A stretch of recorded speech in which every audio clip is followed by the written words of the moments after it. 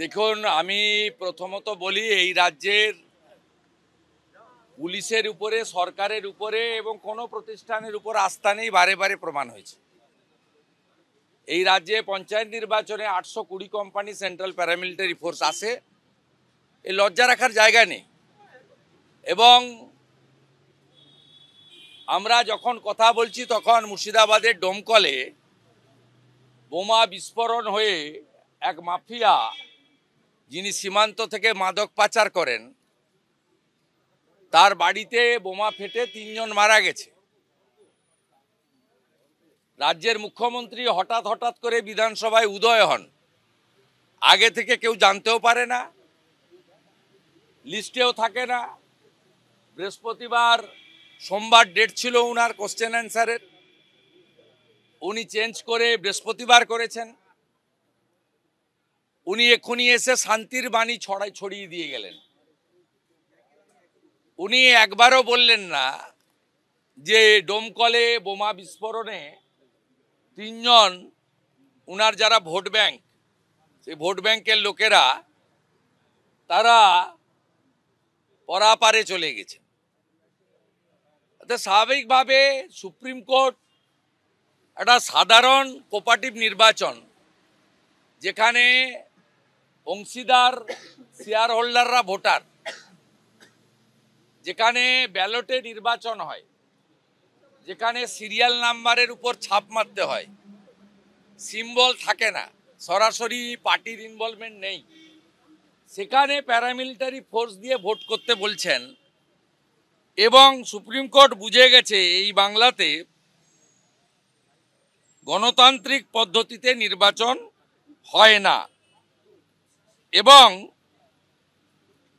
গতকাল আপনারা এই দৃশ্য যদি দেখেন, নন্দীগ্রামে এদের উদ্দেশ্য কি? এদের উদ্দেশ্য হচ্ছে যেখানে মুসলিম অধ্যুষিত এলাকা আছে সেইখানে ভোট গ্রহণ কেন্দ্র করা। এই তৃণমূল এখন মাদ্রাসায় ঢুকে গেছে। গতকাল তমলুকে যতগুলো সেন্টার ছিল সব অধিকাংশই মাদ্রাসাতে। মথুরি মাদ্রাসা, আটকিনা হাই মাদ্রাসা, চনসরপুর মাদ্রাসা। আমার নির্বাচন কেন্দ্রে পাড়াগাঁয়ের ভিতরে কাঞ্চননগর দেদারুয়া মাদ্রাসা না কি নাম ভুলে গেছি, সেই মাদ্রাসাতে নির্বাচন সংগঠিত করেছে।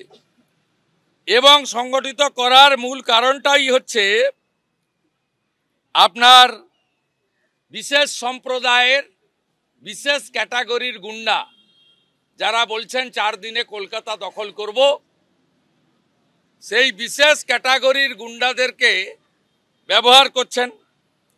ব্যবহার করার ফলে সুপ্রিম কোর্ট ধরে ফেলেছে যে আপনারা যখন নোটিফিকেশন করেছেন এক একটা সেন্টারে, ধরুন এগরাতে শেয়ার হোল্ডাররা ভোট দেবেন Egra Jhatulal high school, Egra sub division town এবং হেডকোয়ার্টার, তাকে নতুন নোটিফিকেশন করে নিয়ে গেছে জেঠথানে, যে জেঠথানে মুসলিম সংখ্যাগরিষ্ঠতা বেশি এবং সেখানে ওই সম্প্রদায়ের বিশেষ লোকেদের দিয়ে গুন্ডামি করা হবে এবং বিরোধী পক্ষের ভোটারদের বাধা দান হবে। সুপ্রিম কোর্ট বলছে যে তোমাদের নিজ দায়িত্বে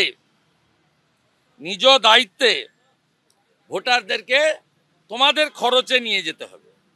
তাই ভারতবর্ষে যখন গণতন্ত্র বিপন্ন হয়, হায়ার জুডিশিয়ারি এগিয়ে আসে।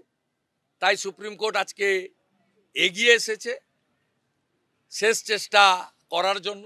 এটা নতুনত্ব কিছু নেই, এটা লজ্জা।